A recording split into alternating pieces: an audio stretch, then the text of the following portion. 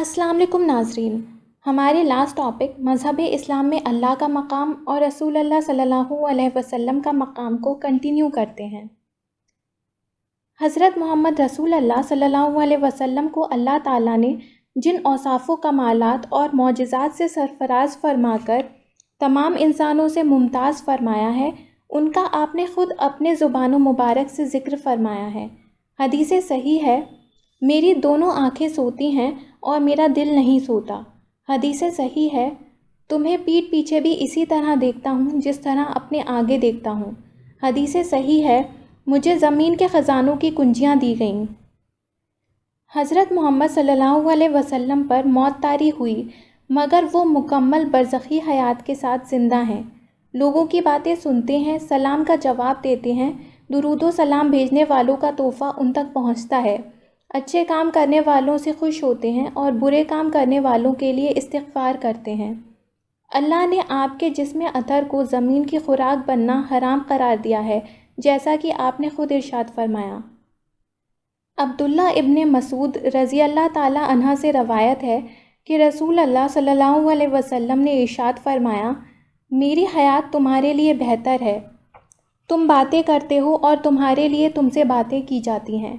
جب مجھے موت طاری ہو جائے تو میری وفات تمہارے لیے بہتر ہوگی.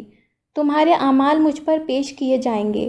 اگر میں خیر دیکھوں گا تو اللہ کی حمد و ثنا کروں گا، اور اگر برائی دیکھوں گا تو تمہارے لیے استغفار کروں گا. بزاز حدیث صحیح.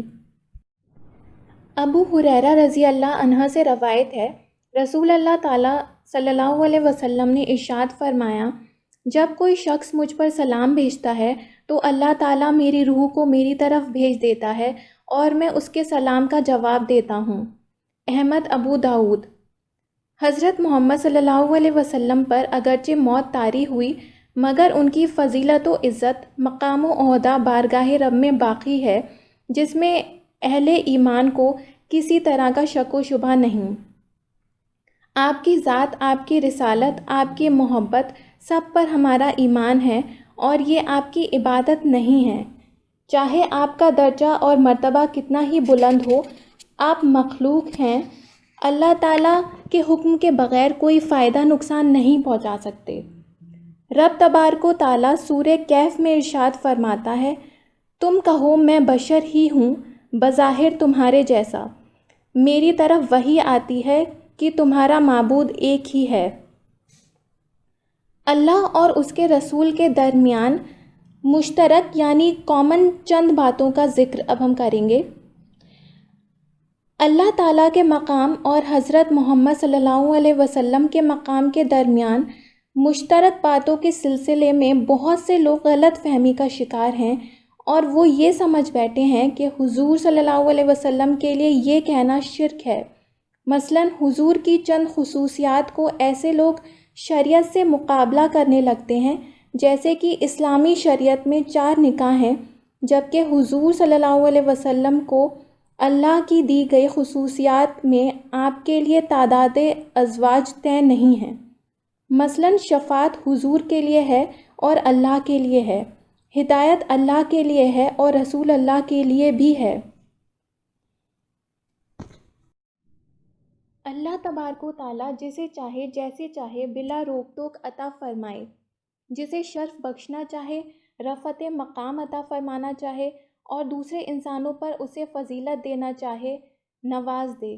اس میں اللہ کے حق اور اس کی صفتوں میں کمی ہو جانے کا سوال ہی نہیں پیدا ہوتا.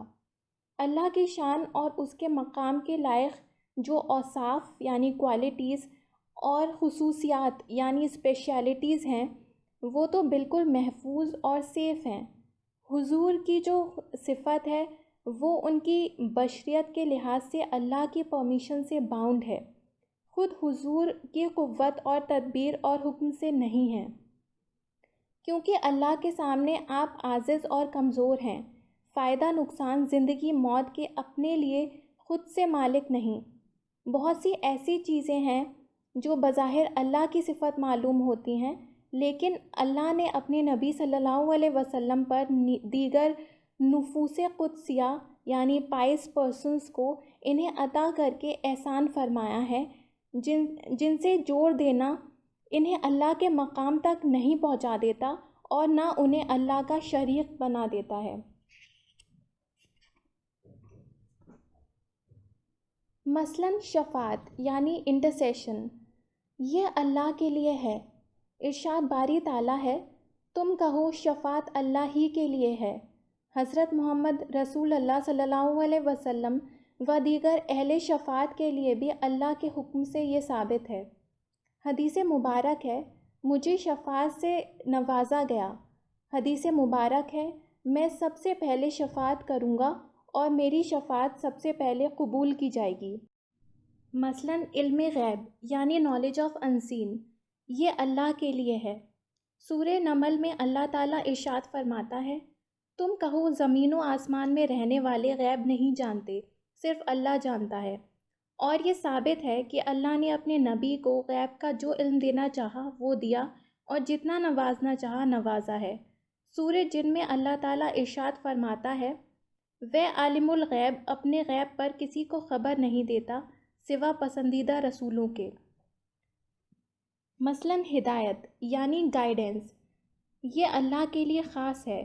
ارشاد باری تعالیٰ ہے، تم جسے چاہو ہدایت نہیں دے سکتے، اللہ جسے چاہے ہدایت دے۔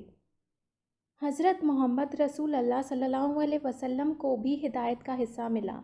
ارشاد باری تعالیٰ ہے، اور بے شک تم صراط مستقیم یعنی سیدھا راستہ چلنے کی ہدایت دیتے ہو۔ پہلی ہدایت الگ ہے، دوسری ہدایت الگ ہے۔ اس فرق کو وہ عقل مند اچھی طرح جانتے ہیں جو اللہ کے مقام اور رسول اللہ صلی اللہ علیہ وسلم کے مقام کا فرق سمجھتے ہیں۔ تو ناظرین، ہمارا یہ ٹاپک یہیں ختم ہوتا ہے۔ امید ہے آپ کو پسند آیا ہوگا۔ اگر پسند آیا ہو تو پلیز اس ویڈیو کو لائک، شیئر اور سبسکرائب کریں اور پاس میں بیل آئیکن دبائیں، اور ہمیں کامنٹ میں لکھ کر بتائیں کہ آپ آگے کون سے ٹاپک کے اوپر سننا پسند کریں گے۔ خدا حافظ۔